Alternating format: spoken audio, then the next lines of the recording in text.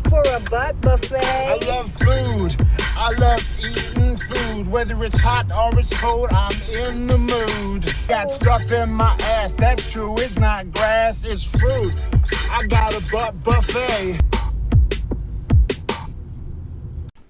Ladies and gentlemen, boys and girls, good evening. Welcome back to Chubby Cheese, home of the chubbiest fatties around.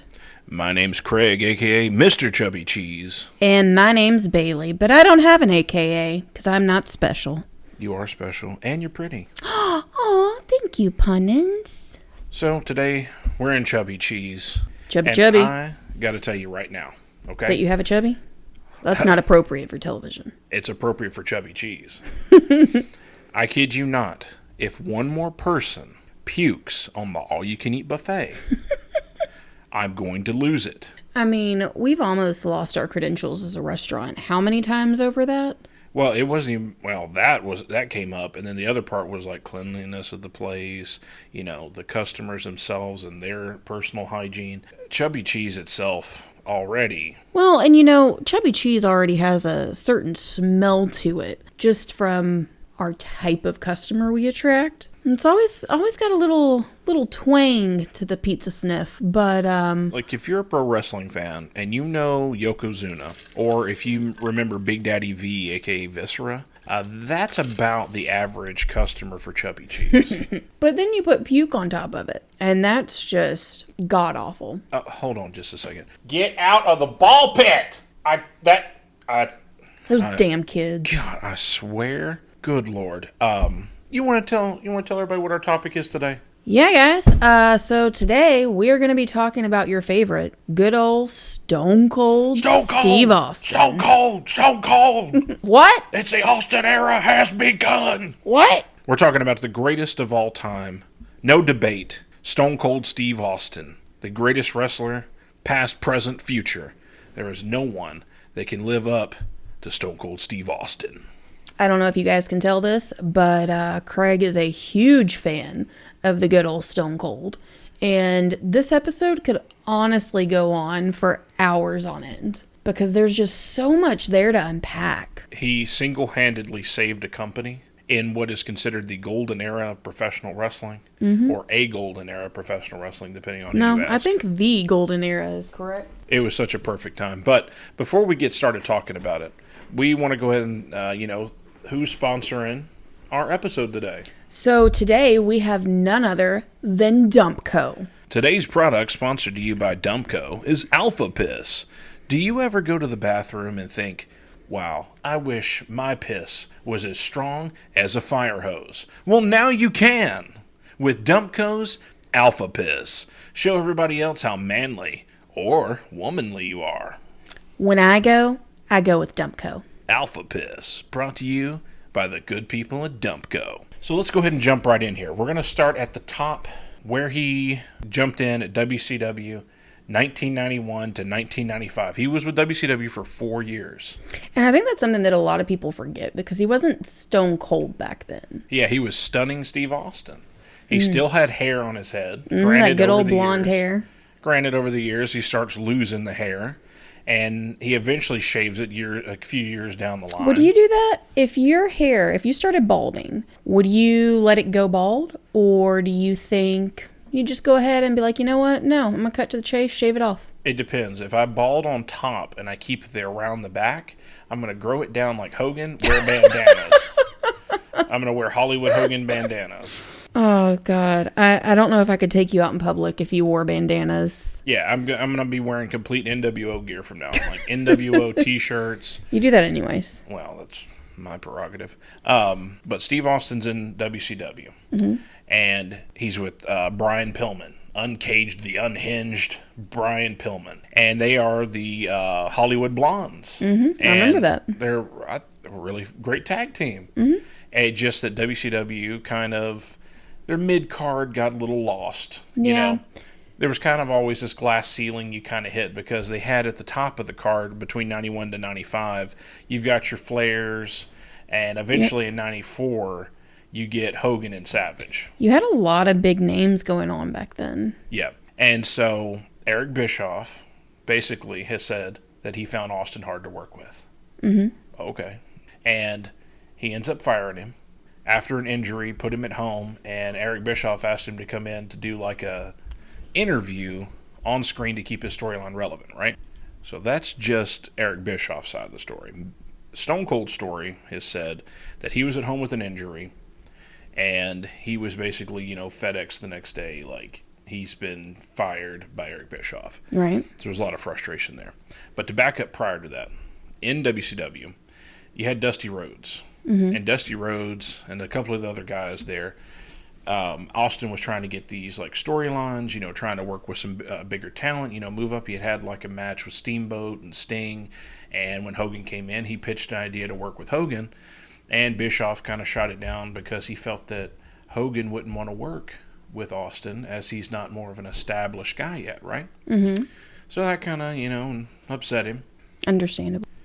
And so Dusty Rhodes goes on to tell Steve Austin, he was like, let me tell you something, baby. We ain't got nothing for you. And so Austin took that to heart. That pissed him off. They told him that they would never be able to market a guy in black boots, black trunks, and said he wouldn't sell tickets, wouldn't sell merchandise, none of that, right? Yeah, and Stone Cold's somebody who thrives on anger. Oh, yes. So they told him that, and then he ends up getting fired while he's at home with an injury. And so, who calls him up? Who? Paul Heyman. Ooh. So now we're in 1995, moving into ECW. EC Dubs. Austin has lost his job with WCW. He's pissed off to high heaven. And so instead of sitting home with an injury, Paul Heyman says, Austin, get down here, cut some vignettes, just say what you want to say. Because Paul loved being as edgy content as you can get. He would push those boundaries. He would do, like, if you told him, hey, you can't do that, he takes it as a challenge. Yes, I will, and I'm going to. He even threatened TNN one time and was like, I dare you to throw me off the air. Oh, my God. Did he really? He really did. He was sick and tired of what the restraints they had him in, and he was like, I dare you to throw me off the air. Like, Paul Heyman, genius. I mean, I love what he did. So he gets Austin in ECW. And he lets him let out all his frustrations. Austin's making fun of Hogan. He's making fun of Bischoff. And you really see what Steve Austin's about to become. Mm-hmm. I mean, he just lays into those promos. And you watch those videos back, and you can go, you know what? I see Stone Cold there. But he hasn't become Stone Cold yet. And, I think for me, what seeing that is, you see his passion come out. Like, I think in WCW, he was good. He had talent. But there was no connection to his character. And I think that his Stone Cold character is solely based just on his passion for wrestling, for the business, for just whatever he believes in. And so I think getting up there, he was just standing up for what he believed in, and you felt that passion, and that's what evolved into Stone Cold Steve Austin. Yep. And he said it's also Steve Austin dialed up to 1,000. Which you can see that. Yeah. And he credits Paul Heyman for letting him do all that and really helped him understand how to do promos, what to do, what not to do in promos. Paul Heyman's letting him vent all of his frustrations out from everything he experienced in WCW. So he was there for 4 years. And Heyman wanted to put the ECW belt, the championship belt, on Steve Austin. Mm-hmm. And Steve Austin actually declined. Really? Mm-hmm. He said at the time that he felt he hadn't either paid his dues or earned it or wasn't ready to be or somewhere along those lines. He was a little hard on himself, I think. Well, and I think that speaks to his generation of wrestlers. Oh, yeah. They really did believe in earning your spot on the stage, and the older generation putting the newer ones over, they believed and they acted like there was, a ranking, and they wanted to be respectful of each other. And so, I think that just speaks to that era. But I mean, we've heard Stone Cold talk, we've heard people talk about Stone Cold, and we know that he was always someone who wanted to earn his place, you know what I mean? Yeah, absolutely. And he wanted to be the one to put people over when they deserved it, things like that. Yeah, and it also goes to show you Paul Heyman saw Steve Austin, saw his talent. Because Paul Heyman was at WCW over there with Taker, whenever Taker was like Texas Red or Mean Mark Callis, one of those two. And when he's in ECW, I mean, he's, seeing him cut these promos, these vignettes, and he can tell Steve Austin's going to be a megastar. And that's why he was like, I need to put the belt on this guy and get him going, because what these promos he's doing for us right now, I mean, he's getting people talking, Paul Heyman has an eye for talent. He does. Say what you want about the man. He can spot talent from a mile away. Yeah, he was inducted in the Hall of Fame recently. Well deserved. Mm-hmm. All right, so Austin is in ECW for 1995, just for that year. Maybe not the whole year. He gets the call from Vince. I believe Jim Ross and somebody, I remember heard somebody say Kevin Nash, who was in WWF at the time, also mentioned Steve Austin. But it was mainly Jim Ross, right? Right. And they're like, we should hire this guy. So they bring him in. And his debut match. This was what was interesting. I found out I wanted to share with you. So he comes in as the ringmaster. I remember that. Mm-hmm. They pair him with Ted DiBiase. Yep. And they award him the $1 Million Championship. So they put him with Ted DiBiase, give him a mouthpiece. It's just one of those things. They're like, does this guy talk? Can he talk? However, whatever. Yeah. And they put him with him, give him that. And his debut match, he goes over Matt Hardy. Really? I know. That, for some reason, doesn't feel like it lines up in my brain timeline-wise. 1995, he goes over Matt Hardy. Now, this isn't like Matt that we know of as Hardy Boys. Right, I know. This is just, he's Matt Hardy, probably wearing his, personal gear from his backyard wrestling, What's right? funny is, I know that the Hardys and Stone Cold were at WWE at the same time. Yeah. But my brain wants to think that it's like Stone Cold's been here, then come the Hardys. Like, it just feels like he has so much more seniority. You know what I mean? Yeah, now, in our Attitude Era stuff, we can talk more about the Hardys. But they were coming in, working in as guys that worked at the King of the Ring. They were the guys opening the doors for the other wrestlers. They were just there as stagehand guys, right? And a lot of them start out that way as stagehands, just slowly getting their foot in the door. Jeff Hardy actually lied about his age. I know that. Yeah. I love me some Jeff Hardy. I really do. We could always do a Hardy episode if you want, or Hardy's I would episode. love to do a Hardy's episode. I mean, in that whole, not the burgers, but I mean, that whole family, like... Yeah. I forgot that. Hardy's the burger. I mean, we could do a whole episode about Hardy's burgers, but that's another thing. I just love them. And Jeff Hardy stands out to me because I feel like he's the more talented of the two. Mm-hmm. Just my personal opinion. I'm not saying that's a fact. Matt's very talented as well. But I love them and where they came from and how hard they worked for it and how much they love the business and continue to work for it. But I mean, yeah, we can talk about them another day. This is about Stone Cold. I thought you would enjoy that little fact. I do. His I like debut that. match, he goes over Matt Hardy, $1 Million Champion. So in this time as ringmaster, this is 95 going into 96. He's, like, what are we doing? Like, what is this ringmaster crap? Yeah, and I mean, the worst thing you can do to Stone Cold is take a mic away from him. He doesn't need a mouthpiece. No, and that just goes to show you where Vince was at prior to being having to compete with WCW, because Vince is just like, yeah, we're gonna put him with the $1 Million Man. And Vince, did you see his ECW promos? Yeah, he talked a lot. Yeah, let's make him shut up. He's got to shut his mouth. It's like, yeah, great idea, Vince. Thanks, Vince. Fantastic. It's funny because Vince is best when he has someone that can contain him a little bit. Yeah. And once he got to the point, and I mean, we could discuss this on like the decline of WWE, if you will, is whenever he got too big and no one would tell him no. There was no one around to squish his ideas. Yeah, and that was for quite a while. Exactly, that's my point. So Austin gets tired of this ringmaster crap, and he's like, and at this point in time, WCW is on the rise, right? We're right at 95, 96. We're getting close to, if 96, the NWO storyline is about to take off.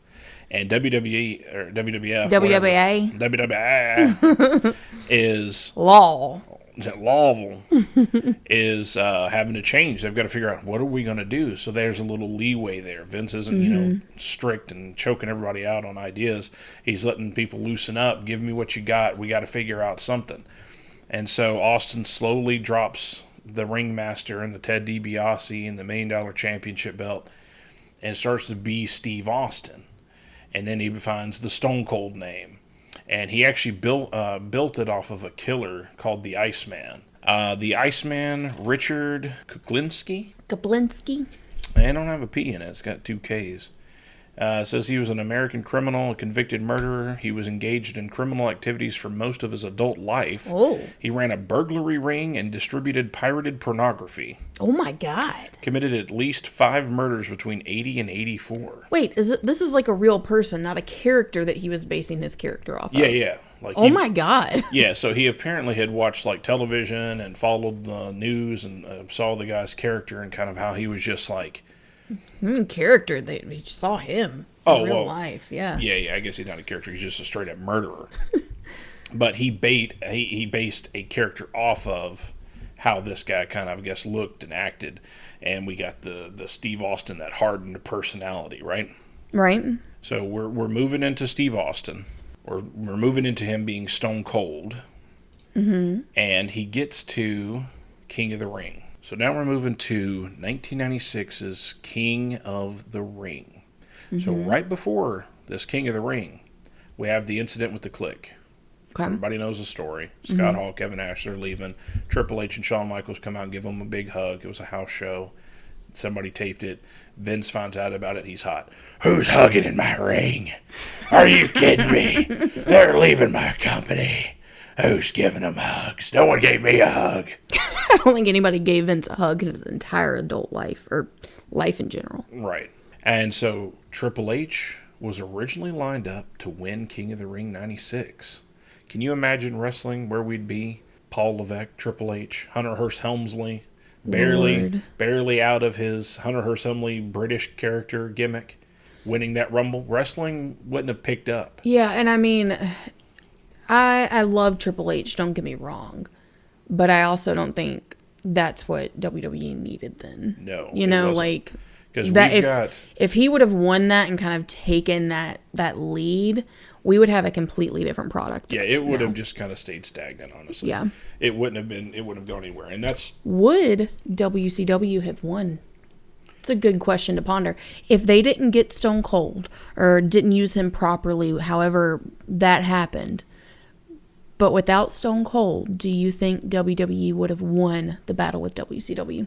Steve Austin was the catalyst in the Monday Night Wars. Mm-hmm. He picked that company up, threw it on his back, and carried that company to victory. Without him there, it would definitely be a struggle. Now, here's the thing.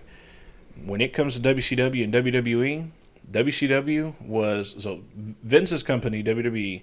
was kind of privately owned until it became publicly traded, but he was still majority owner. And that wasn't that long ago, historically. Yeah. And in WCW, it was still run like a business. You had like executives, and a lot of executives up there actually didn't want wrestling on their program, and they finally got it off there. So, yeah, what was it? Time Warner? Yeah. Yep. So Vince's program, I think, still would have lasted, and I still think WCW is going to falter out just because of the company they had people that didn't know how to run the company, and they had people that didn't want it on the program. Yep. So as much as I loved the heyday of WCW, if everything else still plays out like that, WCW doesn't have a chance after that. That's fair.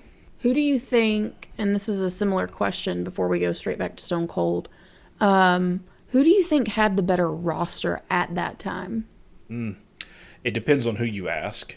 Because if you are looking at somebody that was raised in the 70s, 80s, WCW had, they were formerly NWA. And, you've got all the people from then. You had Sting, you had the Arn Anderson, Ole Anderson, Ric Flair. You've got all those guys. And then they just picked up WWF's biggest guys, Hogan and Savage, and given them a brand new light on their career. And people are like, well, that's the guys I liked, and now they're here. Yeah. So WCW's picking up. And in the early stages of the Monday Night War, WCW and WWE are kind of trading ratings wars, victories back and forth until WCW gets that pickup in 1996 when they do the NWO storyline. And then it wasn't long after that. So they go for the 83 weeks being the winners, and they would win the rating war for 83 weeks consecutively.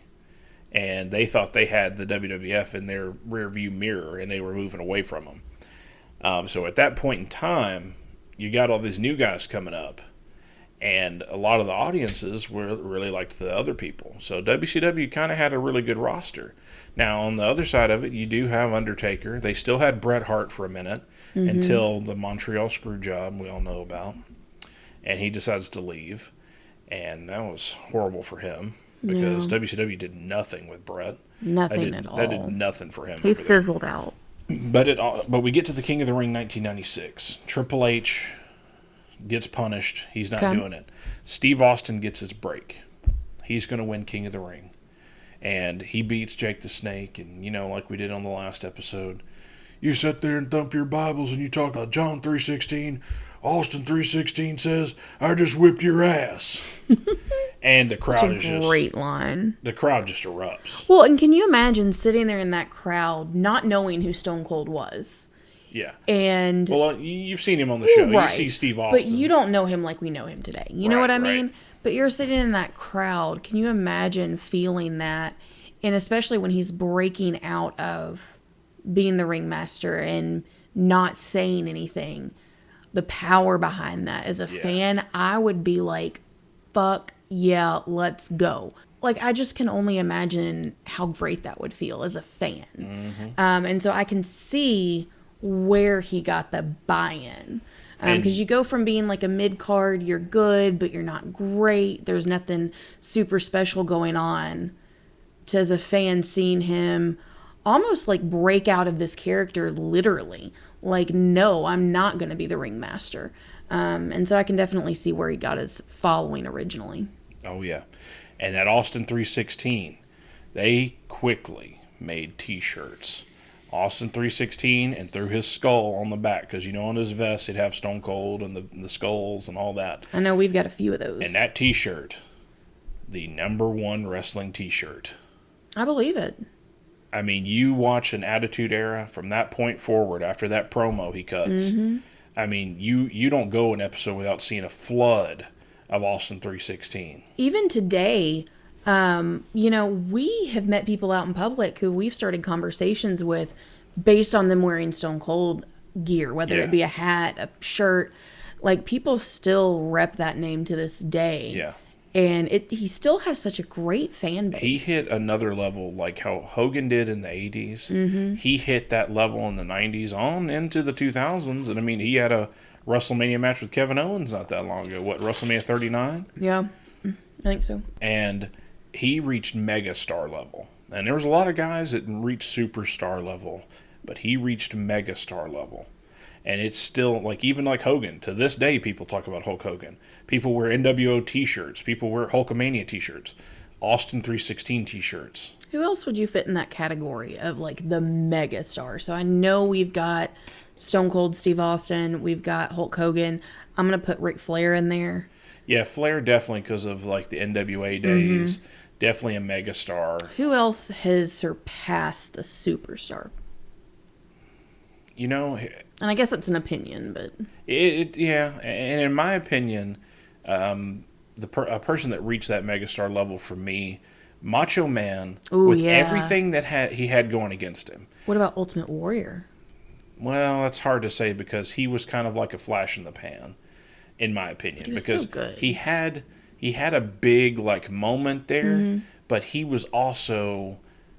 He wanted, like, Hulk Hogan money, and he wanted, like, he wanted this and all this like that. Hogan was getting, he wanted the private dressing rooms, and he just, not that he wasn't good, but like if you're looking at in-ring work, his matches were like 60 seconds, he'd, power slam somebody, and I've heard a lot of people talk about that he wasn't really a safe worker, like he'd, drop you, and, he would just do certain things, like he was a power guy. You know what I would like to do? What? And kind of just talking on air about our, what I would kind of like to see going forward. I think it would be fun if we just kind of took a list of those superstars, megastars, and just did an episode on each of them, just talk about their careers. Yeah, we should. Okay, I'm down. Yeah, we're kind of doing that on the Stone Cold episode right now. But he was always a given. We always knew we were going to do a Stone Cold episode. Oh, yeah. But, so Austin got the Austin 316 t-shirts. They couldn't get those printed fast enough. And then they couldn't keep them printed. I mean, it was just sold out. I mean, people wanted the Austin 316 t-shirts. They wanted to see Steve Austin. So he goes into a program working with this. I believe he started working with Owen Hart. And this is what leads into the paralysis and almost having his career shortened at an early age. And this moment would have ramifications on his career to cut it way short. Like, to me, in my honest opinion, Austin, if he hadn't had that injury, would probably have worked in WWE at least to 2010. I know, it definitely shortened his career because he just couldn't go at the same level that he was afterwards, and not because, or that he was before, not because he didn't want to try. But could you imagine if that had ended his career, if that was the last we saw of Stone Cold? Oh, God. And he was so hot at that moment. I mean, everybody started turning their eyes. Like, they're watching, like, WCW's getting hot with NWO, but then people are tuning in. What's Austin doing? What's this happening over here?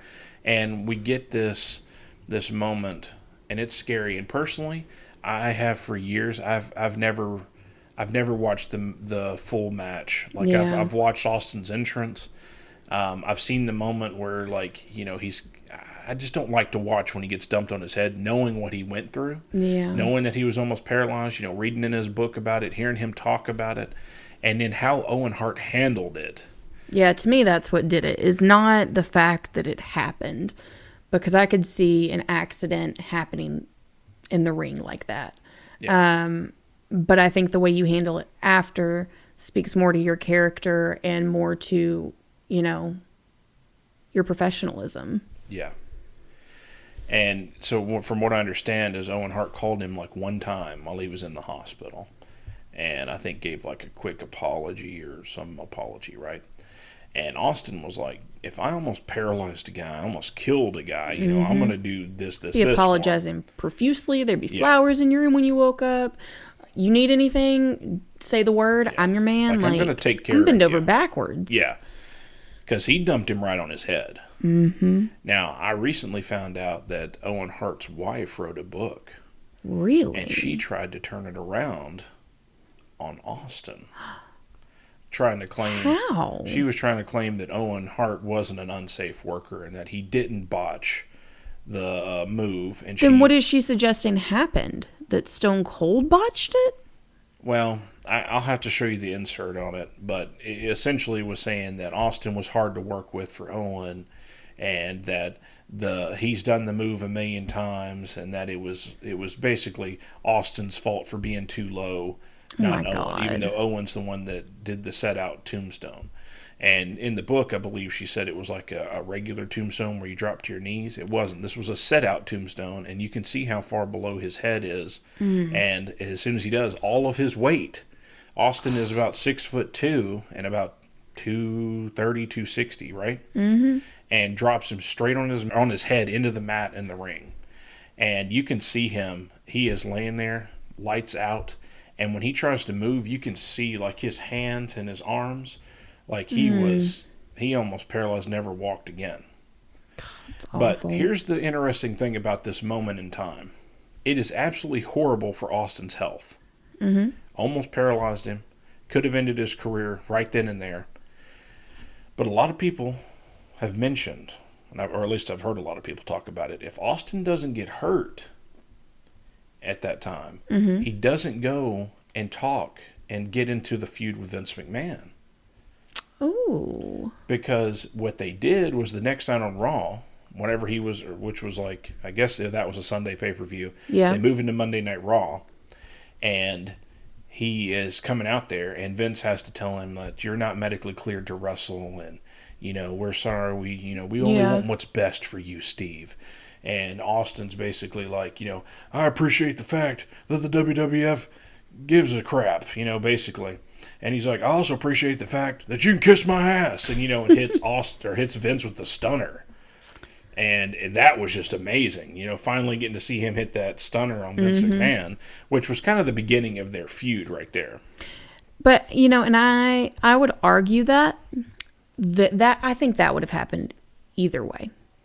With as much of a force as Stone Cold was, and as much of a presence as Vince was, I think them ending up in a feud would have been inevitable. Well, because he was so buck authority. Yeah.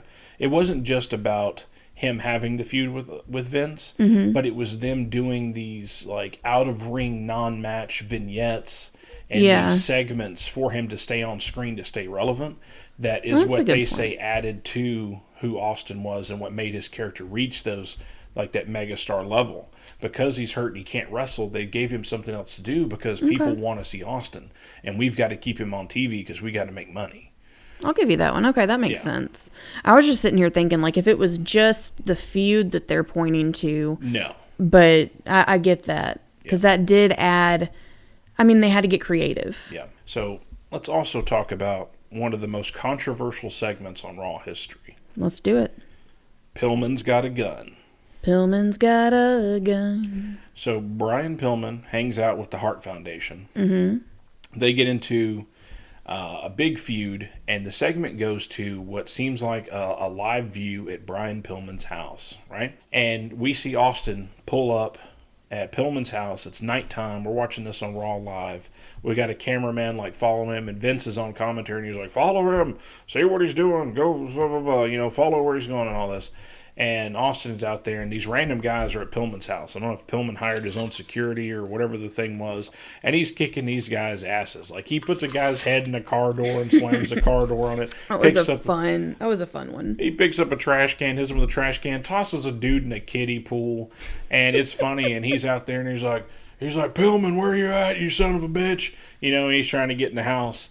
And eventually it cuts to like Pillman's inside the house and his wife's in there and she's all scared. And I think Pillman's got a cast, either a cast on his leg or his arm, one of the two. So he's kind of injured and inside the house trying to stay safe.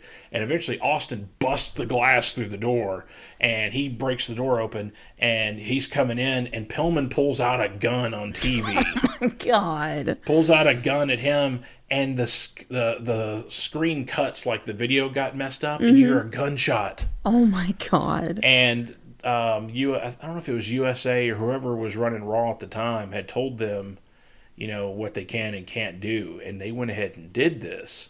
And Austin and Pillman and Vince McMahon had to issue an apology or they were going to be canceled. Oh my God. For breach of contract. It was highly controversial. Some corporate shit. Can you even imagine someone, I think we mentioned this before, with a gun. Oh, I know. Nowadays, oh no. You can't do that now because everybody's little whiny babies, basically. I know it. Side note here. What would you do if you were at a house, just hanging out with a guy, and turns out you were in that situation, and like Stone Cold and a bunch of wrestlers, whatever, come into the house, whichever wrestler you want to pick, and he's just like beating everybody up, and you're just there. Do I know they're both wrestlers? Yes. Okay. You know they're both wrestlers, but just everybody's getting beat up. I probably think this is awesome. Would you be afraid at all? Because they're just coming at people indiscriminately. Yeah. Are they coming after you? Is there still a cameraman involved? Like how in the segment? Yeah. Oh, yeah. I'd probably be okay. Okay, what if there was no camera? And this just appeared to maybe be a personal feud between two wrestlers. I would probably have a gun. I would probably be carrying. Well, Second Amendment. Let's do it. I mean, if the guy's coming at me and there's no cameras around and no one's had warned me, like, hey, we're doing a wrestling promo tonight and I've got hidden cameras. Or, hey, I'm doing a wrestling promo and there's no cameras. I'm just weird. And somebody's like busts in a house and comes at me, well, I'm going to protect myself. Whatever that means. And then you find out that there were hidden cameras and you just murdered someone on live TV. Yeah, that's my luck. Because then they'd be like, how'd you not know it was a TV show? Like, yeah, I know. I was at my buddy's house hanging out, we're rewatching The Office, and this guy busts down a back door, and he came in to he said he was going to kill him, so I thought I was next. So, yeah, I killed him. I'm loving the fake interview. I just imagine a police officer sitting there like, okay. Yeah, you're just going to kill a guy? Okay. It was a show, idiot. Yeah. How was I supposed to know? Great. I wish somebody would tell me. Oh, Lord. But, so after we get past the Owen Hart thing, I hope I didn't get these out of order, but we have the feud with Bret Hart. Okay. And the feud with Bret Hart, Austin has told that he loved working with Bret. Bret really got him over. Lots of compliments to Bret, right? I'm not a big fan of Bret. Yeah. He was a great in-ring worker. He just was so whiny for me. I mean, that's okay. I mean, you don't have to like all of them just because they're talented. I respect his work. He was very talented. I know a lot of people love him, have great things to say about his in-ring work. They have great things to say about Owen Hart, and I'm not a fan of either of them. Specifically how Owen handled the Stone Cold situation. Mm-hmm. And for Bret, I just got tired of the whininess. And, I don't know his full story about what he experienced and, how he felt on the other side of those things. But just from what I do know, I'm not a big fan. But the match with him in WrestleMania 13 solidified Austin as the toughest son of a bitch in the WWF. Woo, honey. So he gets a match with Bret Hart. It's a submission match. You only win by submitting your opponent. Those are tough. Yeah. And former UFC fighter Ken Shamrock is the special guest referee. Bret and Austin tore this house down. They put on a fantastic match. You could almost say it was a clinic. It was great. And the finale of that match, they actually put Steve Austin's face on a t-shirt. I think it was on the back, right? Mm-hmm. Because the front had Austin 316 like in blood dripping, and the back is his face covered in blood. And Bret gets him in his signature move, the sharpshooter, since it's a submission match. And he is just, got it locked in. And Austin is pushing up, and his face is just pouring blood and sweat. And he's crawling towards those ropes, and he's trying to get there. Oh, I remember this match. Oh, it's so good. The finale to that match is just amazing. It's iconic because Austin's not giving up. He's not tapping out, and he's trying to get to those ropes to try and break the submission. And eventually he starts losing blood, and he starts fading. And Shamrock checks on him, and Shamrock has to, throw for the bell. And Austin's passed out from blood. He never tapped out to the submission match. So his feud with Bret Hart, everybody's like, holy crap, everybody taps out to the sharpshooter. Mm-hmm. Austin didn't tap out. He was angry. He wanted to fight. Austin never taps. And he lost so much blood he couldn't continue. So it solidified him as the toughest SOB. And he started, kept going after Bret. So funny story, at the Royal Rumble, which I believe this is all part of the story. There's no way it was not an accident. He goes there, and he gets into the Royal Rumble, and Bret Hart eliminates Austin from the Rumble. Okay. And the referees don't see it. I think commentary might mention it. I remember this too. Yeah. I think me and you, we've actually gone back and we've watched this together. Yeah. Like this storyline. Yeah.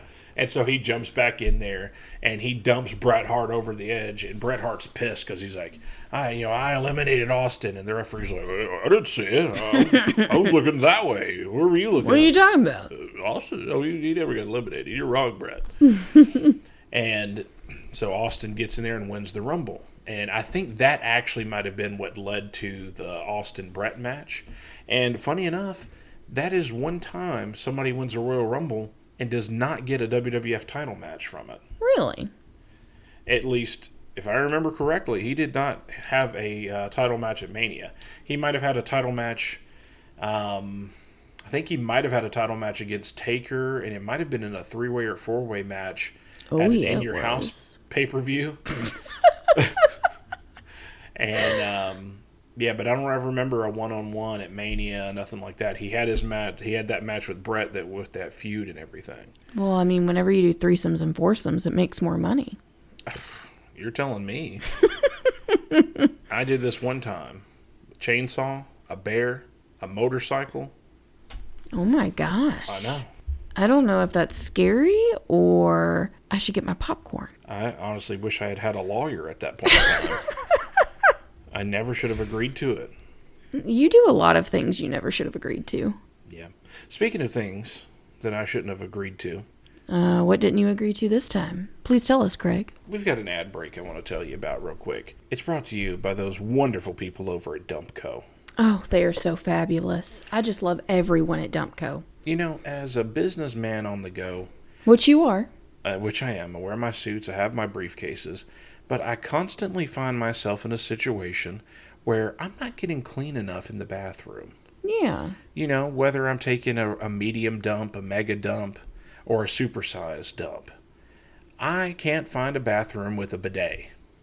Oh, that's a good point. I don't think I've ever seen a public restroom with a bidet. Exactly. How am I supposed to get my undercarriage nice and clean, ready for business, without the use of a bidet? So what do you do? Well, thanks to the good people at Dumpco, I use the Mr. Business. What's that? Well, it's a bidet concealed inside of a briefcase. So, while I'm walking through the hallways, waving at everyone, hey, I'm going to go file some paperwork, secretly, I'm holding a briefcase with a portable bidet. How clever. And how convenient. Man, I sure do love Dumpco. Dumpco, thank you. Thanks, Dumpco. Now, I'm going to go use my Mr. Business right now.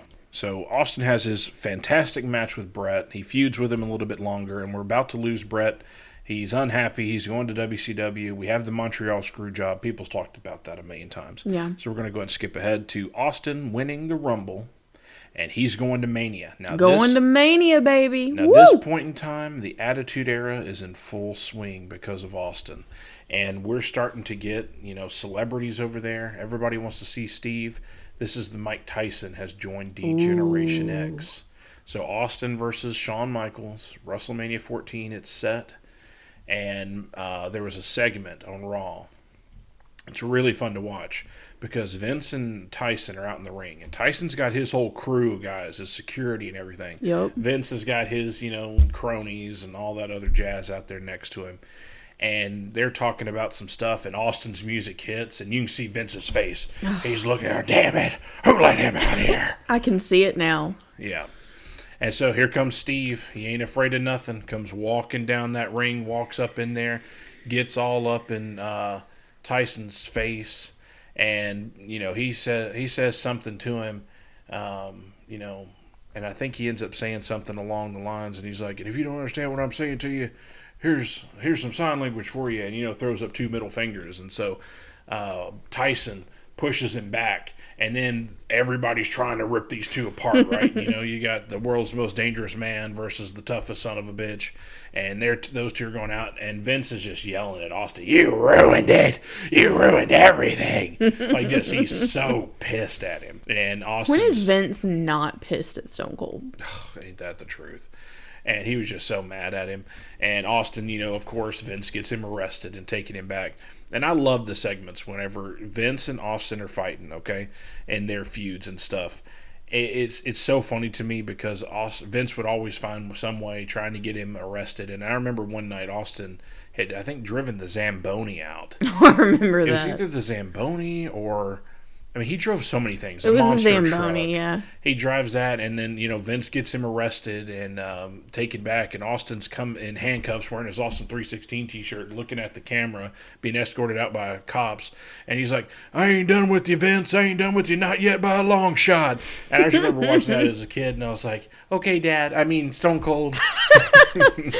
If you told me Stone Cold was your dad, I'd believe it. He was your pseudo-dad. Oh, I watched... I had a single mom and... Single mom who works too hard, who loves her kids and never stops. Is that a real song? Are we going to get copyright issues? It's the entrance to Reba. Oh, great. We're going to get sued by Reba. No, we won't because my singing's terrible. I don't think that's what matters. I think Reba's going to find out about this. Yeah, and she's going to hear about it, and she's like, just leave her alone. We're screwed. We're always screwed, though. Yeah. But we just find ways to rise above. And maybe Reba will choose to rise as well and just ignore us. A single mom who... No, stop it. We're getting sued. I'm not getting sued twice. Would they count that as a separate suing? No, she tried it again. She definitely tried it again. We're suing her twice. Yes, ma'am, Miss Reba, ma'am. I'm Reba. So we're going into WrestleMania 14. We've got the media is all over the WWF. Stone Cold versus Reba. Whoa. Jeez. Would you watch that episode? Yeah. I could literally watch Steve Austin do anything. I love Steve Austin. He's just so intense about stuff. Steve Austin versus a sleeping bag. He got in there and can't get out. I'm in. I'm telling you, I love Stone Cold. That sounds amazing.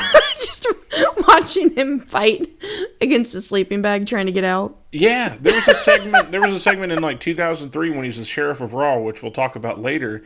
He brought a pillow out on stage and a microphone, and he was like, "This match is boring." What? I said it's boring. I'm falling asleep. And like lays down on the pillow and has the mic on his face going, shh. And it was hilarious. I love what Steve Austin does. I mean, I could watch a wrestling program where there's no wrestling and it's just Steve Austin near a wrestling ring, occasionally kicking somebody's ass doing shit. I remember watching one night, like I think it was like a special, like he takes a desk chair backstage, rolls it down the stage to the ring. Oh, I remember that. He was just smiling, laughing, having a blast. Out there drinking beer. Oh, spinning in circles. Whee! It's great. I love Steve Austin. I can't get enough of the stuff he does. So are you guys getting married anytime soon? I've tried calling him. He won't answer my calls. And when I finally found his number, he pretended like it wasn't him. And I said, no one else has that voice. I know it's you. And that's why we now have a restraining order. Well, at least he signed it. And I can look at that. But we're going into WrestleMania 14 for the title. Shawn Michaels has talked about how he was in a really bad place in life, and he's got the back injury, and you really can't tell. That's how good of a performer Shawn Michaels is. On top of Steve Austin still dealing with the injuries from the Owen Hart situation. Mm-hmm. He's been powering through all this. He's still not fully recovered. He skipped out on surgery because he's at peak right now. Like, everyone has to see Steve Austin, and he skipped those surgeries, putting it off as long as he can.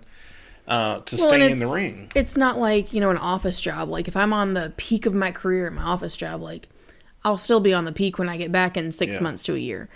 Like, but when you're a wrestler, like, if you step off screen, someone's ready to take your spot. You get forgotten. Yeah. They're ready to take your spot. And you've got guys that are trying to reach for that brass ring. They're trying to get up there behind him. And, like, Taker would be a megastar. Oh, yeah. Taker could. He's leading in the Attitude Era, but you got those other ones that are nipping at heels down there, like Triple H and Rock. They're trying to get that spot. They're trying to do anything they can to get attention and get up there and get on his level and take his spot. And Taker could take the spot anytime he wanted if he really wanted to. It's Undertaker. He's established at this point. I mean, he's doing the Ministry of Darkness. There's no reason why he's not in the main event picture unless if he said he wanted to be, he's going to be. Oh, yeah. But Austin's really hot at this point. And really hot. The Austin versus Vince segments. Mm-hmm. They're brilliant. They're fantastic. I love them. The beer truck night. Oh my God. I still remember watching that in my grandmother's living room. It was one of the most amazing things because you got Vince out there, you got Shane out there, and then next thing you know, this huge entire beer truck pulls into the arena. And Steve Austin wearing his camo jacket. No. Was it Shane and Rock? No, Rock was out there. Mm-hmm. Oh, I've jumped ahead. That's leading into WrestleMania 15. Yep. But that's okay. It's okay. Also, side note, Shane McMahon is underrated. Yeah, he is. Like, he has mad skill.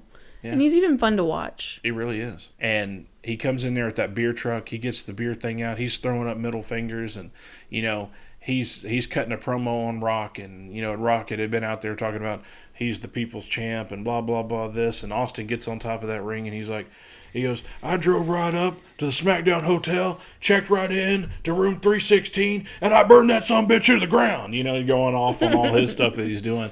Those two doing tangents together was always fantastic. I know. going back and forth with each other was fantastic. And then, you know, he goes down there, gets the beer hose. And Vince is so funny. Vince couldn't wrestle his way out of a paper bag, but he's hilarious. Okay? And he tries. He tries. He really does. And he's got the physique he did. He was a bodybuilder. He was in there. I got to pump. Get that pump in. Yeah. You know, this is a good one. If Vince McMahon wasn't a terrible person, I feel like I would love him a lot more, like, for what he did in ring.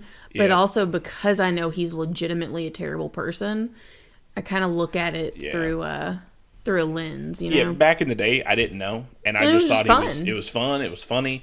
And now we're in an all-information age where you find out all this crap. Mm-hmm. See, and you grew up with it, so you have more raw reactions to it. Oh, yeah. I didn't grow up with wrestling. I was introduced to it later in life. Yeah. So and I was in obviously the pre-internet age. Right. And so like whenever I came into it knowing, you know, he was pretty crappy. You know, I didn't know obviously all that I know today, but I knew he wasn't generally a decent human being. Yeah. So like I've never, as much as I've enjoyed his character, I've always, I don't know, it has an edge to it for me. Yeah, no, I understand that. Hearing about all the dirtbag crap he's done to people. Because now it's like I look at things that he did on stage that should have been just entertainment. But it's like, no, you were doing those things. Yeah.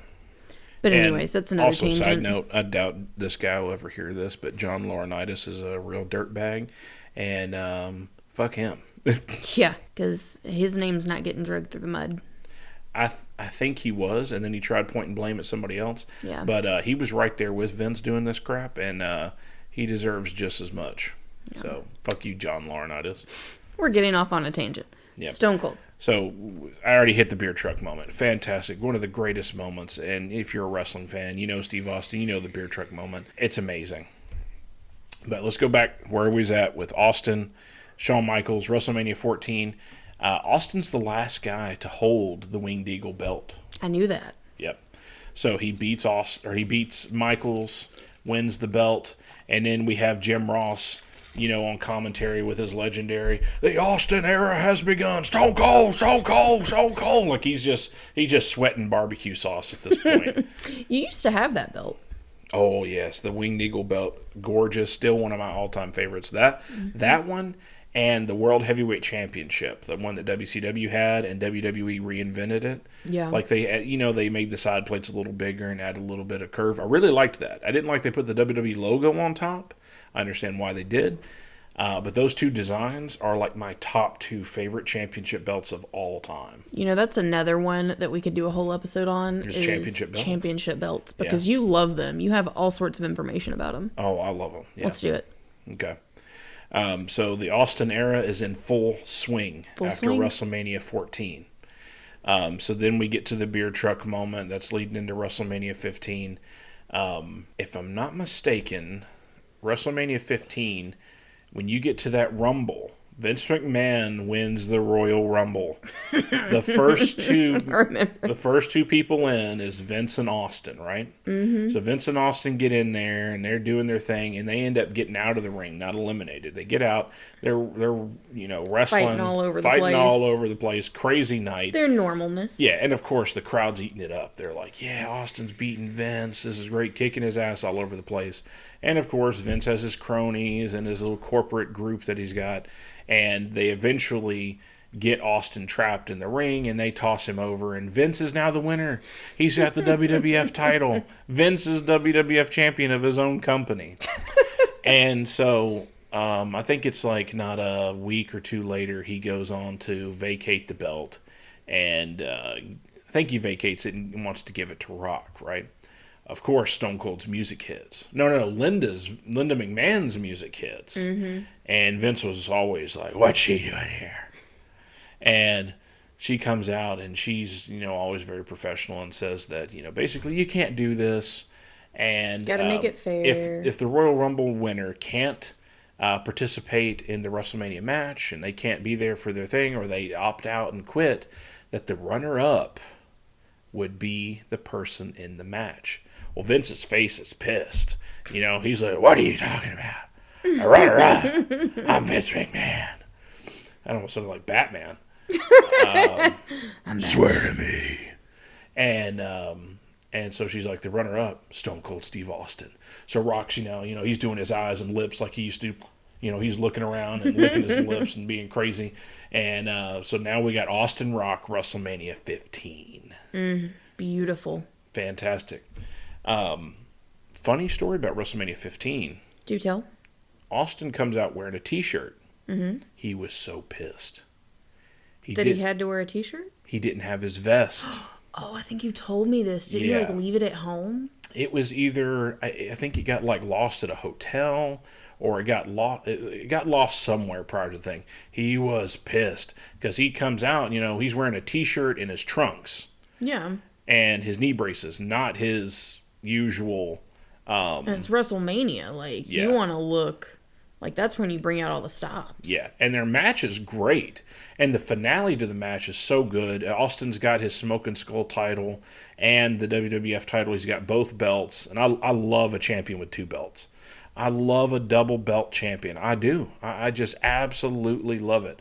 Like having 2 belts, like an undisputed, or even if like a person has like the main belt and the secondary belt, I love it. I think it's fantastic. But this one was actually 2 belts representing the same thing. Mm-hmm. Steve Austin just happened to have made a Smoking Skull belt because he was so popular. Yeah. They were like, let's cash in on this. Let's make a Steve Austin belt. And Steve Austin actually... I gave myself my own damn belt. Steve Austin went on record for saying that he actually didn't like the design of the Big Eagle. He said it was too bulky. Mm-hmm. So a lot of times you never really see him wearing it. He was always over his shoulder or in his hands. And there were so many times where he was throwing the belt over the ropes into the ring. And I actually watched it break, when he threw it in. Something snapped on there. And that's whenever I don't know if it was exactly that moment, but eventually they got smart and was like, we need to have multiple of these, because the champion would take their belt around, but they needed to have a TV belt and then the belt that the guy took around. Right. And so when you're on TV, it looks nice and pristine, and they, kind of reflects the company and all that. And then you get to keep your belt when you're done, Yeah. And so Austin's got his Smoking Skull title. He's got the WWF title. He's got, drinking beers with Earl Hebner in the ring, who's a buddy of his, and he's the referee for the match. And it's just a perfect ending to a WrestleMania, because Austin and him, they went up and down the ring. They went up, and Austin threw Rock into the WrestleMania sign that was down there at the entryway. It was a really good match, and I hate that Austin, had that, experience with the vest, and he was kind of upset because he wanted to put on a show. He wanted it to be perfect, and he's dealing with the pain and all that that he would for years. I did skip over a piece. I keep doing that. I keep getting ahead of myself. There's so much to talk about Steve Austin. There's a lot to unpack. Yeah. Rock and Austin had matches together prior to them fighting over the WWF title for the Intercontinental title.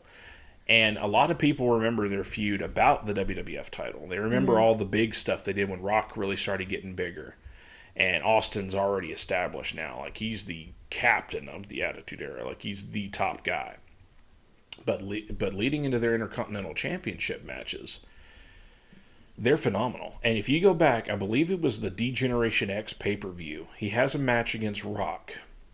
He drives his truck out, and Rock is still part of the Nation of Domination. And so you got Farouk and Mark Henry and the Godfather, he wasn't Papa Shango anymore. He was I don't know. He wasn't Godfather yet, but he wasn't Shango. It was, whatever. And so Austin kicks everybody's ass out there. He hit a stunner. He hits a stunner on one of them on top. He throws one of them into the windshield. He hits a guy in the back of the truck, and then he goes jumping off of the truck over onto Rock. It's such a good match. I mean, it's just phenomenal. Austin just cleans house on that one. And if anybody hasn't ever seen it, because most time people look at the other stuff, it's fantastic. And there's segments with the Intercontinental belt.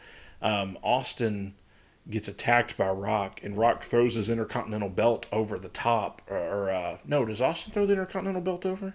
Yeah, so Rock had gotten the belt from Austin. Austin throws the Intercontinental belt off into in the water. Well, Rock ends up, throwing Austin over the bridge. And so then it leads to them feuding and some more. That one was fun. I remember that one.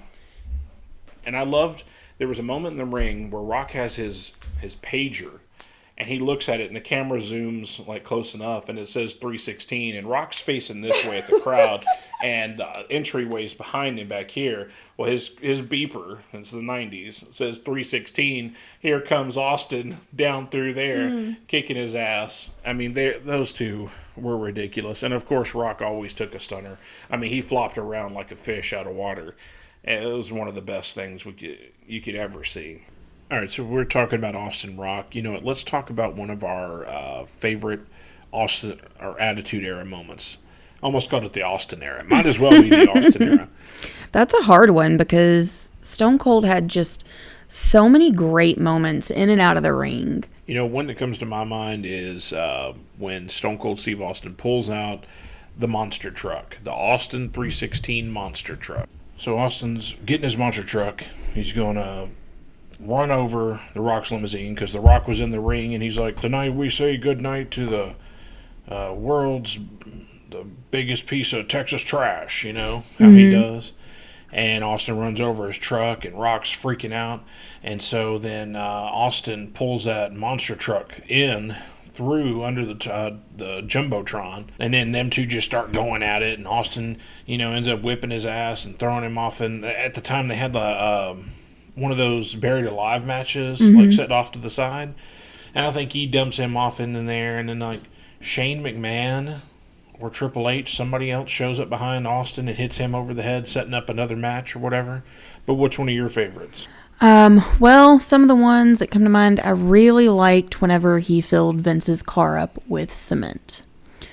That was a really fun match, or a really fun night. He did a lot of crazy stuff. Also really enjoyed him and Kurt Angle kind of teaming up and being with Vince in the little room where he's playing guitar and singing, and he brings him a little tiny cowboy hat. Oh, that was a fun one. Kurt was like, I feel like a real cowboy. And Austin just looking at him like, you idiot. But no, I think those are some of my favorites. But him and Kurt Angle, honestly, is comedy gold. It is. It was just perfect, and I love that they're both, you know, trying to suck up to McMahon at the time, because Austin did the heel turn after WrestleMania 17, and we'll talk about Mania 17 in just a second. And they're sitting there, you know, Austin will give him a hug, and then Kurt will give him a hug, or Kurt will give him a hug, and Austin will give him a bigger hug. Gotta one-up him. Yeah. Oh, remember Deborah's cookies? Oh, yeah. Austin was like, here, Deborah made you some cookies, and everybody's looking around like, even Austin didn't want to eat them. Oh, that's funny. All right, since we mentioned WrestleMania 17, let's talk about what is considered the greatest wrestling pay-per-view. I mean, from top to bottom, WrestleMania 17 is just, it's nearly perfect. It's incredible. And obviously my favorite match being Austin Rock at the very end. You know, a lot of people, whenever they talk about Mania 17, they don't really talk about the ending because it was the Austin heel turn, which to me provided a lot of comedy after that.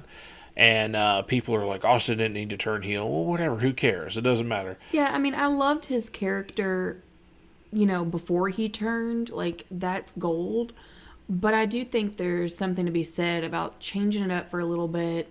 I mean, I feel like there were tons of golden moments that came from that stint. Oh, absolutely.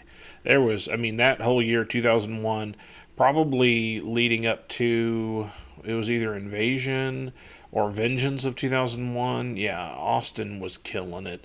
And, you know, you look back, you know, hindsight, of course. You can look back and be like, oh, well, it wasn't a good move to do this then and this, that, there, whatever.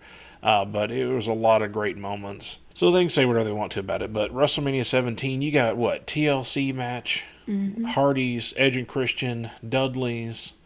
Oh. That match was insane on its own. That one was. And you also have the hardcore title match that was going on. You had Kane, Raven, Big Show. Those guys, they went backstage. There was like somebody gets thrown through a glass. You know, like there was a forklift involved. Yeah. Oh, that reminds me.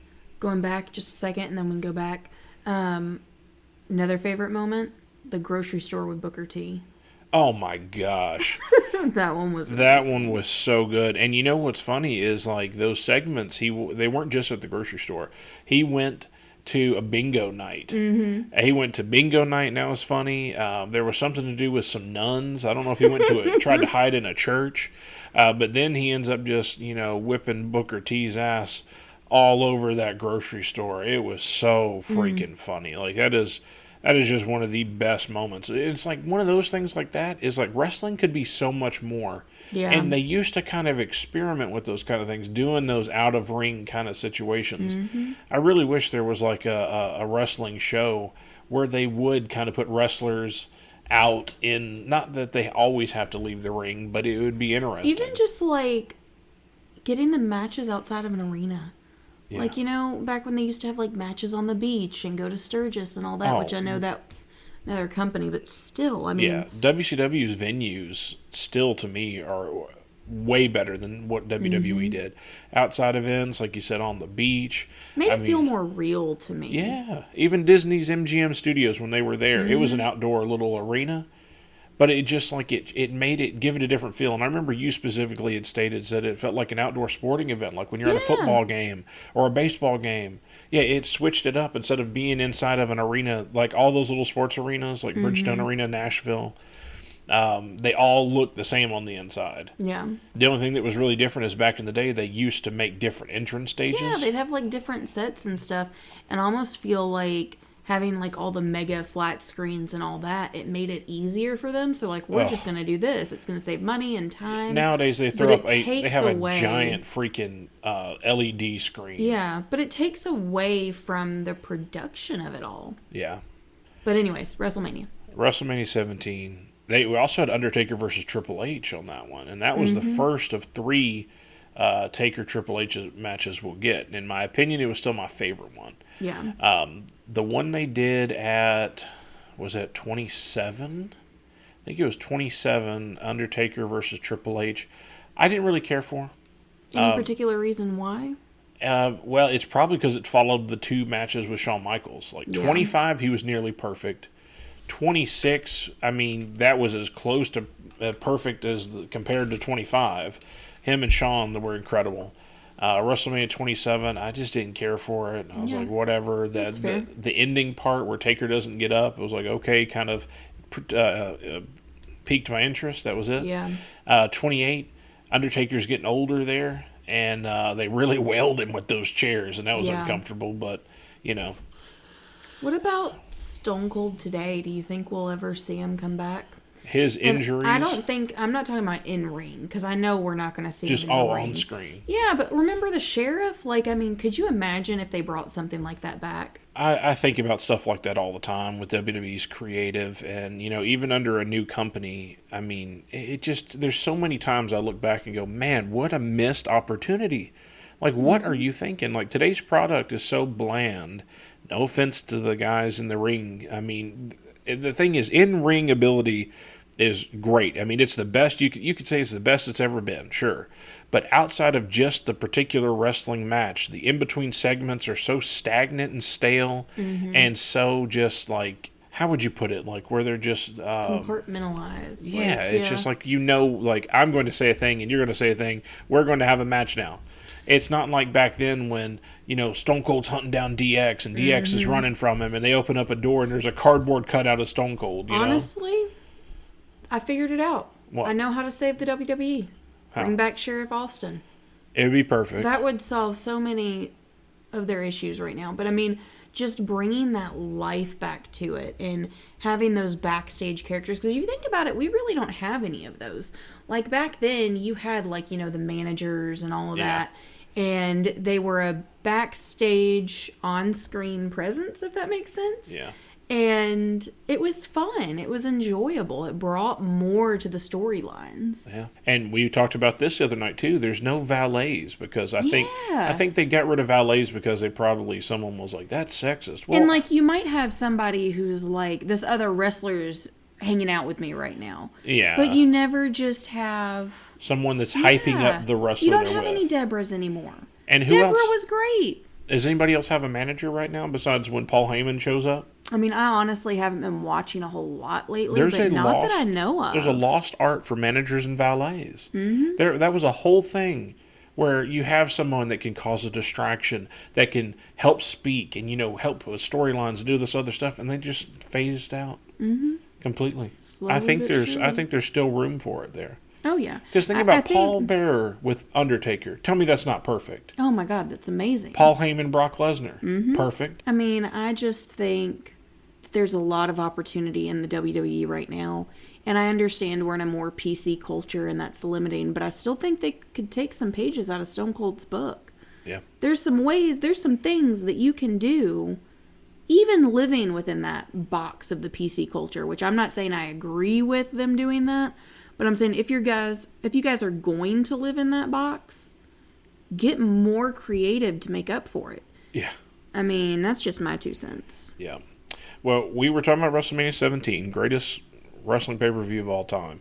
And we were also talking about our favorite Austin moments. And I forgot one of my favorite Austin moments. Okay, what's that? So, go back to 1999. He had the bone spur injury from Owen Hart, where Owen Hart, dumped him on his head in the ring. What an idiot. And he put off those surgeries to try and go as long as he could because he was white hot, didn't want to miss anything. So he's got to get out of there. And Austin said this was one of the worst storylines he was in, where he gets run down, hit by a car, and then it's like, who hit Austin? Why did they hit Austin? Oh, I remember that. It was a dumb payoff. Like the very end, it was like Rikishi did it for The Rock. What? Yeah. It's so dumb. Whatever. But when he does come back, you find out like Triple H was behind the whole thing. And Triple H and Austin have a match at Survivor Series 2000. That match starts in the ring and ends out in the parking lot with Triple H trying to escape in a car. And we see him trying to get out of there, and he's looking around. He's like, "Where's Austin? Where's Austin?" And next thing you know, Austin, of course, being the vehicular master himself, finds a tow truck, or not a tow truck, Flatbed? forklift. Okay. Finds a forklift, scoops that truck up, sends it up, and literally pushes it as high as that forklift will go and flips it and dumps it. Oh So my in God. 2000, I'm going to be 10 years old, right? Mm-hmm. 10-year-old kids, oh my God, he just dumped Triple H in a car. So I'm talking about that at middle school, Did you see that? Yeah, I wonder if Triple H is okay. I guess so. He'll be on Raw tonight. And once again, that's, thinking back about the different in the time era there. You didn't have phones and Facebook, and there was still that magic of kayfabe. Oh, yeah. And so you went to middle school fully believing that happened and not knowing if he was okay. Oh, yeah. Versus nowadays, 2 minutes later, there would be a post somewhere or another Oh, God, explaining exactly what happened and, the And backstage stuff. It's just like movies with spoilers these days. Like, everywhere's a I know. spoiler. Somebody has to take a picture. Someone has to take a video. There's no magic. Everybody has to have the answer. I have to be the one with the answer right now. I have to show it. I have to post it first. Kayfabe used to be alive before the internet, before social media, and you could do that. And nowadays, everyone's got to I have to post it first. I've got to get it out there first. There's no magic left for anybody. Honestly, if the interwebs went away, I'd be completely okay with it. Yeah, like there's convenience there, here and there, but the overall good versus bad, Yeah. I don't know. I kind of like the pre-internet world. Me too. Let's go back to the 90s. We can live there. Yeah, but that Survivor Series match with Austin and Triple H was just crazy, and it's like one of those ideas, like flipping a car over. Or flipping it, like smashing it to the ground. Right. You don't see that kind of stuff today. No. No one thinks outside of the box. They're like, tonight I'm going to get in the ring and I'll put my foot over the ropes and illegal pin you. Oh man, we haven't seen that in a while. I think the most that we see is like katanas. Katanas. Or not katanas. What are they called? The little wacky Kendo sticks. Kendo sticks. Oh There my we go. God! I was like, "What are you watching?" Holy crap! The kendo sticks. That I think that's about as crazy as it gets nowadays. You might see a table every now and again. Yeah. All right. So we've talked about a lot of our favorite Steve Austin stuff. Here's one of the things that wasn't so good. 2002, Austin pulls a no-show, and his injuries are piling up. He's hurt. He's in pain. A lot of stuff's going on in his personal life. It's really bad. And he no-shows a Raw. Mm-hmm. And so Vince McMahon had a King of the Ring qualifying match on Raw set up for him and Brock Lesnar. And Austin's original, his frustration came from, he goes, you're telling me you want Brock Lesnar, he was a rookie, to go over on Stone Cold Steve Austin, who has, prior to that, 2001, 2000, 99, 98, he's been the top guy. Yeah. And you want to put Brock Lesnar over on Austin on a Raw with no build-up. It wasn't like a Raw or two back. You're like, hey, 2 weeks from now, we're doing Austin Rock. Or not Austin Rock, Austin Brock. Well, and that was one of the big things for Austin, was that there was no build-up. There was no story. It was like, why am I doing this? And he's one of those old school wrestlers who will do anything that's asked of him within a story. Yeah, make it make sense. Yeah, but he was like, no, my fans deserve better than me going out there for a squash match with somebody that doesn't even matter and I have no history with. And it's not what the fans want. And see, for me, like, if you watch Raw, you watch Raw in 97, 98, 99, 2000. Well, I'll say 97 to 99. For sure, Austin's on top. Like, every Raw is based around what is Austin doing, what's Austin doing.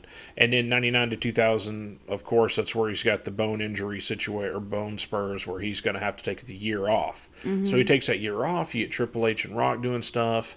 They're moving up to the top of the card. And so 2001, we had WrestleMania 17. So after 17, we get to the WCW invasion angle, which was poorly received and poorly executed. And I personally believe, and I still believe this, that Rock and Triple H are two of the biggest ass kissers in the WWE when it came to Vince McMahon. I mean, Triple H married his daughter. I mean, I, have whatever thoughts you want on it. I'm not saying their relationship isn't great, but I am saying that he originally pursued Stephanie because of her status. Yeah. Now, whatever came from that, I don't know. But I think it was definitely initiated by wanting to climb the ladder. Oh, yeah. And then Rock, being the little kiss ass he is, he wanted to climb that ladder, take that spot. Austin's been out. So Austin comes back, and he has a couple feuds with Chris Jericho and Vengeance. It was Vengeance 2001. And they do the Undisputed Championship unification match, and they put Jericho over everybody. And that was basically cannon fodder, so Triple H would be the winner at WrestleMania 18. And Triple H and Rock were just kind of, they were doing that. And they started pushing Austin just to the side. And I'm like, how do you push your number one guy who saved you? Because Vince is cocky. Vince doesn't want to admit that any person saved him, or that the company is reliant on any one person. He thinks that he's the magic sauce, and that's not the case. Yeah. So I genuinely think it came from a place of Vince being like, we don't need him, we can push him to the side. Yeah. Like, you're going to refuse me? Fine. Because used to, like, they literally, and I can't remember where I heard it from, but it was somewhere, it was like, I think it was a Bruce Pritchard show. It was like, what are we doing with Austin tonight? What are we doing? How are we, including and making this, Austin, we got to get Austin on screen, right? And so then by 2002, with his frustration with storylines, they're throwing him in the mid-card to guys. Yeah. It's like, are you kidding me? This is Steve Austin. Stone Cold Steve Austin. You're tossed him to the mid-card. He's not even in title matches. Well, it almost seems to me like they took what he was worried about with the Brock Lesnar and said, okay, well, then you're going to do 100 of those matches. Like, his whole point with the Brock Lesnar was there was no plot. Like, and it's not that he didn't want Lesnar to go over. Yeah, he said he would lay down for him any day, but he's like, make it make sense, make money. Yeah, I mean, and he was saying that it wasn't fair to Brock either to just take the belt on a Raw. Like, yeah, it needed, that story needed well, not plot. The belt, just go over on him. Right. But, that story needed to be a story, not just a random match. Yeah. And I think that's what they did afterwards. They just started throwing him in random matches. It's just my thoughts. I think it was kind of a punishment, watch and see what we can do without you. Yeah. And then let's see. So, he's got his frustrations, and he disappears. He's like, forget this, I'm out. He's got a lot of personal things going on, and then now his workplace, that's going bad. And so they finally convince him to come back, and he gets a little bit of stretch there where he was just kind of doing segments. I think he might have had 1 or 2 matches. And we lead into WrestleMania 19. He's headed into his retirement year. And he always said, he was like, if it takes me a little too longer to get back up, he goes, it's probably time to hang up the boots. And there's actually an interview about, by the night before WrestleMania 19, he was in the emergency room. He had something going on. It was like something with his heart, and he was dizzy, and like just all kind of stuff happening to him. And so WrestleMania 19, he retires there. Until he has his match 19 years later, but that's a different thing. But he retired there, and then he comes back as Sheriff Austin of Raw, and that was a genius idea. He's not in the ring. Sheriff Austin. He's not in the ring competing, so he doesn't have to hurt his body every night. But it was such an on-screen character that was so much fun because like he would go out there on his 4-wheeler. It was so cool going around the 4-wheeler. He chased Vince McMahon off one night on a 4-wheeler, drove his 4-wheeler up on top of the limousine, and he's just revving it. Just Vince is in there plugging his ears like, damn it, it's so loud. Oh, that Austin. Just getting like that. But there was, and honestly, I really feel like Austin could have kept wrestling for a little bit after that, unless he specifically said that he needed to hang it up right there. I think he could have at least had another year in him. Yeah. But then again, I don't know him. I don't know his body. I don't know. If he legitimately felt like he needed to retire there, then I support that. That's fine. Because he went through a lot. I mean, we'll always miss Stone Cold. But he also, if he wants to completely have, his retirement and be done, I mean, that's his right too. I wouldn't want him to come back out of obligation, Yeah. If he did make any sort of comeback, I would want it to be what he wanted. Yeah. And, we're almost at the end of this. To mention about Steve Austin, how popular he was. Steve Austin's is still the number one merchandise seller to this day. I believe it. That's how popular he was and is. So we've talked about a bunch of different things about Austin. One thing that I think was a huge missed opportunity was WrestleMania 18. Okay. Austin versus Hogan. It almost happened. So that would have been a good match. WCW's been bought out in 2001. A year later, the big guys that were on their pay-to-stay-home contracts, they're finally there. We get the NWO would come in, and they set it up. The NWO came in and crashed Austin's match at No Way Out 2002. He was facing Chris Jericho for the Undisputed title, and as a kid, I'm like 11, 12, and I'm like, come on, Austin, he's my favorite. It's like, it makes sense. Make him Undisputed champ. The NWO show up. And they crash the party. They spray paint his back, NWO. And so then Austin, the next episodes, he's chasing down people. Well, we get a little closer to Mania, and they have him going like kind of against Scott Hall. And they have The Rock Hogan face to face. And in my head, I'm thinking, what? Yeah. How in the world do you not do Austin versus Hogan? Austin has been the 90s, the leader of this company over here at WWF, and Hogan has been the face of WCW right over here. It would make sense for them to go head to head. With them being like it's the biggest fantasy matchup company. next to Undertaker Sting, which we're going to talk about on our fantasy booking match episode that we'll do. I don't know when we're going to do that one because we got some other topics we want to talk about, but we'll talk about that later. But Austin Hogan was scheduled for WrestleMania 18 until Austin and Hogan, which I think this was more Hogan. And we all know Hogan had a big head and wasn't going to do anything that painted his character negatively. And I find it funny, too. I think what happened, and I have no proof to back this up besides my own speculation, is I think Hogan was worried that Austin was more popular than he was as a character, and he didn't want to lay down. So this is what it came down to. He didn't want to lay down for Austin. Hogan never wanted to lay down. Ain't that the truth? But some people said that Austin didn't want to lose to Hogan, and honestly, I think he was right. If he did, I don't know if he did say that. I think some people might have just said that. But if he did say that, I think he's right. I think Austin needs to go over. Well, I mean, you think about it. Hogan is coming into his territory, coming into Stone Cold Steve Austin's yard. It's not like Stone Cold went over there to WCW to fight him. Well, Hogan was the golden boy of the 80s for WWF. Yeah, but we've moved on. This is early 2000s. Hey. Well, yeah. We're past that. Austin won the Monday Night War, so yeah, I get you. But it's such a missed opportunity. And Steve Austin this is what leads to his frustration because he didn't want to work with Scott Hall. He was worried about Scott Hall's substance abuse issues, and if he was going to be able to basically stay straight for their match, and he made it through their match. Which was a legitimate concern. Yeah. And the money to be made there was Austin Hogan. Mm-hmm. And it didn't come to fruition. And it's to me, it's one of the biggest missed opportunities. Because now we'll never have it. Yeah, it's just like when they did the WCW invasion. Mm-hmm. That could have been so much better if it was Booker T, Goldberg, Diamond Dallas Page, Sting, and Hogan versus, Austin, Undertaker, Triple H, Rock, whoever you want to put in there. Yeah, but it didn't happen. Yeah, our big names versus theirs. And the big names they did get, they got Booker T, and Rock's out there saying, who are you? And then they just take the belt off of him and shoo him aside. Diamond Dallas Page never gets a chance. He's already a established character. And then they're like, I don't know what to do with him. They didn't know what to do with him. They couldn't just let him be Diamond Dallas Page. Yeah, but that entire, the end of 2001 and 2002 were so frustrating. I agree. Austin Hogan, it should have been Austin Hogan, not Rock Hogan. Austin should have gone over at WrestleMania 18. And it was the end of an era in a way. Yeah. Like that's where you kind of think of that end of Attitude Era. Not that we lose those wrestlers, but after, that pivotal time, wrestling was different.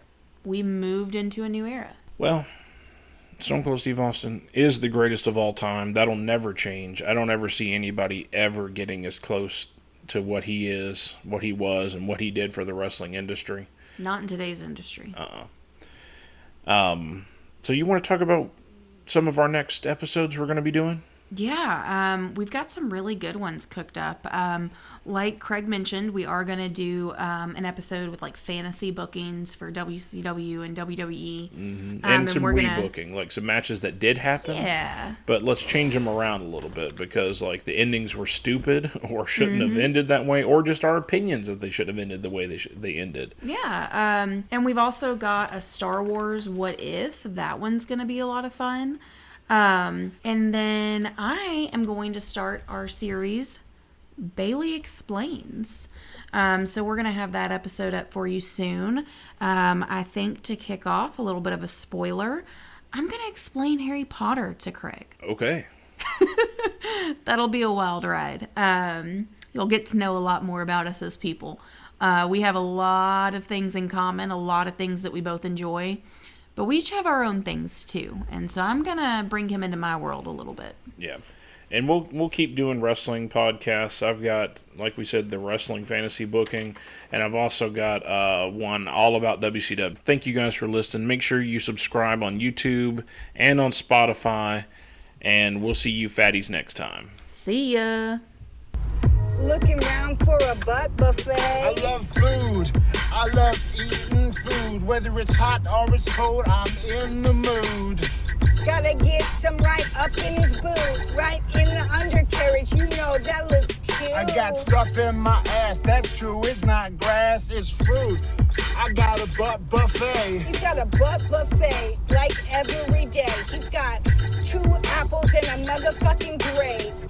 Can I get maybe 1 orange? All I wanna know, what rhymes with orange? Every single day I got a butt buffet.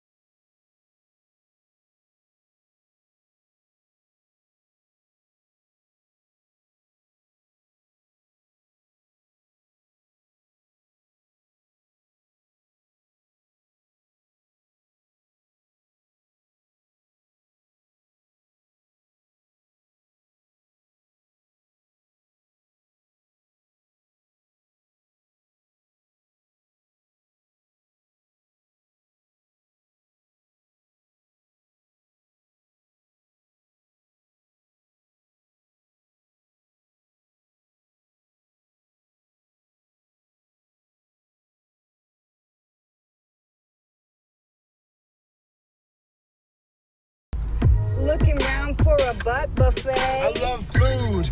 I love eating food. Whether it's hot or it's cold, I'm in the mood.